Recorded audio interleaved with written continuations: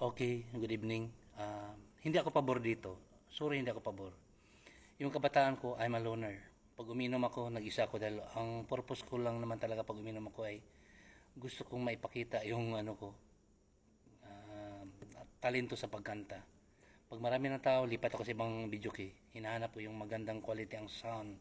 Yun ang hinahanap ko pag uminom ako, yung kabataan ko. Pagkatapos, kung minsan, nagkaroon ng napasama ako sa grupo, mas nagkaroon ng enkwentro dahil maingay, presko, ganun, sigawan, nagkaroon ng gulo, yung madadamay ka sa gulo, mga ganun ba. So anong gusto mo, maingay? Yung nagbula-bula ang bibig, saka kwento, okay? Anong gusto mo, marites? I'm sorry, hindi ako pabor dito. Hindi talaga ako pabor dito, I'm sorry.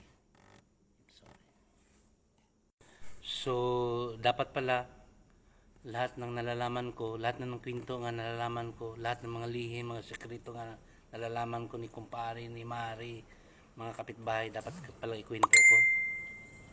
Yun pala ang dapat. Marites, no, no, no, it's a big no for me.